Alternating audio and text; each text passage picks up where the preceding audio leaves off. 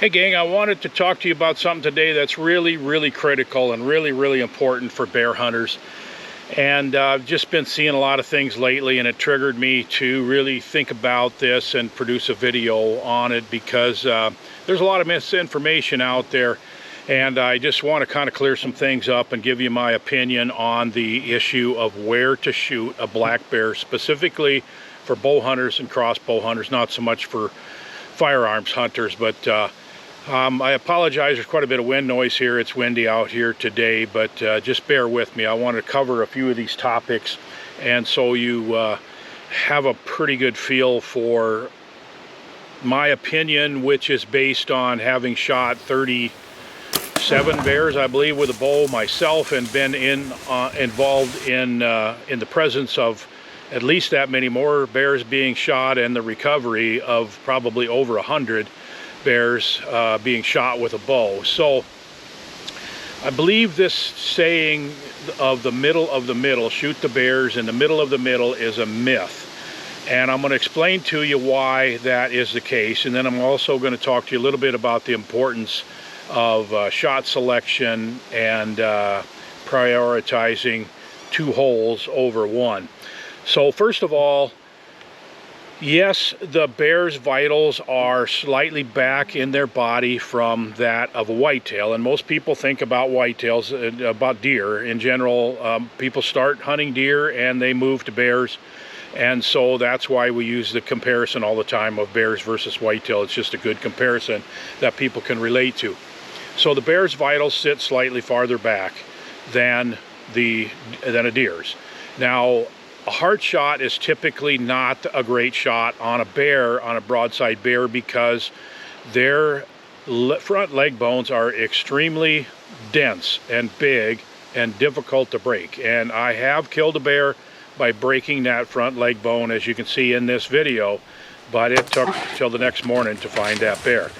So I do not recommend a hard shot. I've completely gotten away from hard shots except on quartering away shots. And I have also discovered that a hard shot on a quartering away shot is really not my favorite either, because you don't get 2 holes. We're going to mostly talk here today about the value of shooting a bear through both lungs. And it's true that a bear's lungs are a little bit farther back than a white-tailed deer's, and that the lungs come to a point. And so if you shoot a bear basically in the middle of the middle, then you'll hit the point at the back of those lungs, which is a killing shot, and you're gonna kill that bear quickly, and he's not gonna go very far. But there is almost no margin for error. If you shoot a little bit towards the front of the bear, if you aim at that spot and shoot a little bit towards the front of the bear, you're gonna be okay. But if you're a little high or a little low or a little bit back, even an inch or 2, you're probably going to gut shoot the bear. And that's why I don't believe that the middle of the middle is the best shot. It just does not give you any margin for error. If you shoot the bear in the ribs, just look at the shoulder and look at the middle of the middle and go halfway between them. And then you've got 4 or 5 inches of margin for error. And man, I'll tell you, I have seen people who can punch holes in dimes from 20 yards with a bow on a target range, and they get a bear in front of them, and it's a whole lot more difficult to make that shot. And so you need your margin for error. Now, as you can see from some of these graphics, there's some pretty good graphics. There's a picture of a bear with the vitals, and it's an actual bear. And then there are just some absolutely horrible graphics that pertain to show you where the vitals are on a bear, and they're just not. These are terrible graphics. They're found online everywhere. I wish they'd get rid of them. Probably the best one I've seen as far as graphics is produced by the National Bowhunter Education Foundation, where they produce a series of slides of the bear's skeletal structure, its internal organs, its skin, its bones, and circulatory system and all that. It's really probably the best, and that's what I like to show people, because it's a good representation of where the vitals are. Okay, so you're going to shoot a bear through the ribs. Shoot them where you shoot a deer, and just stay away from the shoulder, stay away from the guts, and you'll be fine. Bears don't go very far if you shoot them through both lungs. The issue, of course, that you run into is, do you have an exit wound, and particularly a low exit wound. If you shoot from a ground blind, or you shoot a bear with an arrow from the ground, they're going to be harder to find, especially if you get kind of a high shot, because you want a low exit wound. There's a lot of hair, there's a lot of fat, and you just need that second hole.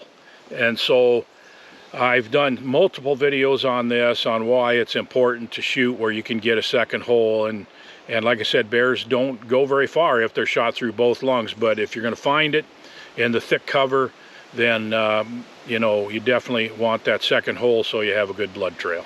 So that's my advice. Forget about this middle of the middle thing. Just shoot them through the lungs, shoot them through the middle of the lungs, and that's the rib cage. And you're going to shoot them in front of the diaphragm, you're going to shoot them behind the shoulder. Just go halfway up and 4 to 8 inches behind the shoulder, and you're going to be in really good shape, and you got plenty of margin for error. So that's my advice on where to shoot a bear, having shot a lot of them, having lost a couple because I made poor shots on them, and also having seen other people lose them because they made poor shots on them, and tracking a lot of bears. It really makes a big difference. Just get an arrow to go all the way through them, through both lungs, and you're going to be a happy camper. You're going to be eating bear meat, and you're going to have a bear rug on the wall. So thanks for hearing me out, and please leave a comment below if you agree or disagree, and I'd like to hear your comments. Like the video and share it with your bow hunting buddies, and anybody, if they're going on a bow hunt, especially noobs and first-time bow hunters, this is really good advice for them, so please share it with them. Thanks a lot. We'll see you on the next video.